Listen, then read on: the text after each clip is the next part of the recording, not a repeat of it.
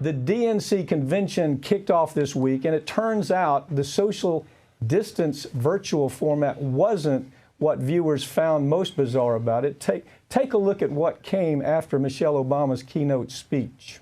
Paranoia strikes deep into your life. It will creep. It starts when you're always afraid. You step out of line, the men come and take you away. We better stop. Children, what's that sound? Everybody look what's going down. Stop. Hey, look around. Everybody know what's going down. Stop. Hey, look around. Everybody knows what's going down. Stop. Joining me now to hopefully make sense of this is Farron Cousins from the Trial Lawyer magazine. Farron, this was like a flashback to me to 2016 when the Hillary campaign had all these celebrities. I don't know what it is with the DNC and celebrities, but they had all these celebrities lip sync to the fight song. Yeah. And everybody, the Twitter was crazy the day after. What was this? What was it about? You know, as I look at this, it's looked like, I think of, it's almost Comedy Central has more material to work with here. And I don't know what the folks that put this together were thinking. I didn't hear any policy discussion. Did you? No.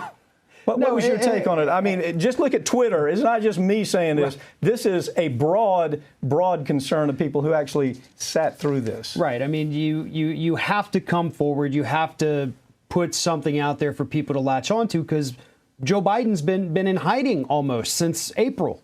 So we don't know where he stands on things. We don't know what his plans are. This was your big night number one. Come out, give us something other than platitudes at a time when this country, economically, socially, everything is falling apart. And they give us this weird song out of nowhere. It wasn't just the song. It was like almost the Disney folks, Disney Incorporated, put a bunch of folks together and mangled this aimless DNC convention. It was like a comical montage of Glee mixed with La La Land, mixed with Frozen, maybe PBS Electric Company. There was no discussion about, I mean, this is the opening. Talk about healthcare, talk about economy, talk about trade, talk about jobs, issues that serious grown-ups are concerned about. And there was none of that discussion. Bernie Sanders, thank God, Bernie Sanders. Had it not been for Bernie Sanders, who should be the nominee, had it not been for him, it would have been a total bust to me. But was last night not a perfect metaphor for the entire Democratic Party and what they've become? Because there is no, except for Bernie Sanders for the most part, discussion of policy. You know, what did they do last night? Or the first night, they brought out all these Republicans to say that, hey, we're on the same side as these people. We're going to finally play nice. They're never going to play nice. We're going to be good to the banks. We're going to be good to everybody. Nothing's going to fundamentally change. Well, okay, the very fact you had Republicans on stage, what does that say about Biden? It says he's still a centrist, right? Wall Street loves they love Harris. They love Biden because he goes. This is nothing different than a centrist campaign. Look, the thing that set me over the edge, I think, is this love affair that the DNC has with Hollywood. They need Hollywood's approval. They need to have these. It's almost like these childlike thinkers focused on the idea that if we put Hollywood out there, the rest of America is with us. It's almost like they haven't looked at the polls to see that most of America doesn't give a darn about what Hollywood thinks. I mean, it's almost like, well, look, you hear this criticism all the time, that you've got these Hollywood thinkers. Most of them, you know, they didn't take substantive classes in school. They didn't take substantive classes in college. They took how to act, which is their job. Yeah. But so why do we have them telling us what America should do and what America should look like? And I think people's reaction to it, all you got to do is look at Twitter. I mean, everything I'm saying we picked up from Twitter and social media after the first night of this convention. Well, you know, especially with this, you know, the Democrats still think that everybody in this country looks up to celebrities. Everybody wants to be a celebrity. These people are better than you, and you love them. But that's not the case anymore. Think back to the early days of the lockdown when the celebrities tried to put out their little Imagine video, I think it was. Yeah. At that point, everybody said, shut up, celebrities. You have nothing in common with us. You're in a, 20,000 square foot, 50-acre mansion. Right. I'm in a one-bedroom apartment in Brooklyn. Yeah. We're not the same. Matthew McConaughey was the only one out of all of them. I swear to God, if I looked at everything was done, Matthew McConaughey talked to America. He wasn't talking to other groupies. It's almost as if this was made for groupies. I mean, if you're a Hollywood groupie, it's like the DNC. I've heard you say this before. It's almost as if the DNC doesn't have any politicians to talk for them that can talk policy. So they've got Rob Reiner and they've got Barbara Streisand and they've got these folks that are they're talking, they're their mouthpiece. America ain't buying it.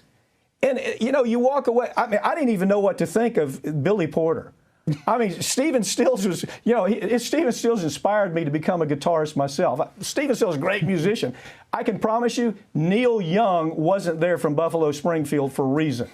And it was the most ridiculous thing I think that was the end of the show. Well, if you look at Stills' face too, you could he didn't even want to be there. He looked so miserable in that video. But they do have people in the Democratic Party who can talk policy. None of them were invited. When you look at AOC, who has, love her or hate her, she is great on policy. Policy, right. She can do that. Yes, and you have other members. You have your Ted Lieu's, you have your Ro Khannas. Yeah. Where were they? They weren't there. Yeah, Bernie was, but they wanted Bernie saved the first to bring night. in the progressives. Yeah, he saved the first night. Progressives aren't buying this. Right. Okay? And it didn't help to have these Republicans on stage. That's just a message, and that is Biden's just like us. He's a centrist just like us. There's no progressive agenda. This was made for virtual groupies. If you're a virtual groupie who loved Glee, La La Land, and that's if you loved all that, you loved the convention. You loved the first night of the convention. I don't know. There's more to come. We'll see. Let's stand by. Stand by and take a look. Finally tonight, some good news. A federal judge in Missouri has ruled that a group of hair salons can move forward with their lawsuit against their insurance companies over business interruption claims. Similar business interruption lawsuits are being filed all over the country by small businesses who've been denied claims by their insurance company. Business interruption insurance policies are designed to protect small businesses from anything that could cause a temporary interruption of their ability to conduct business as usual. Like the global pandemic that we're experiencing right now. Great example. That's what this lawsuit was about. But because insurance companies are being hit with hundreds of thousands of these claims, they're doing whatever they can to avoid making the payouts that they should be making after they have a customer that's been paying for years to have this coverage. This is similar to how insurance companies behave following any type of natural disaster. Deny payments and drag the process out as long as possible to tire out the claimant. The fact of the matter is that these businesses paid their premiums. They're entitled to the payouts. This court decision in Missouri is a victory for small businesses everywhere who are just trying to survive this pandemic while their insurance company tries to keep all the money without any responsibility to actually take care of the person that paid them all those premiums.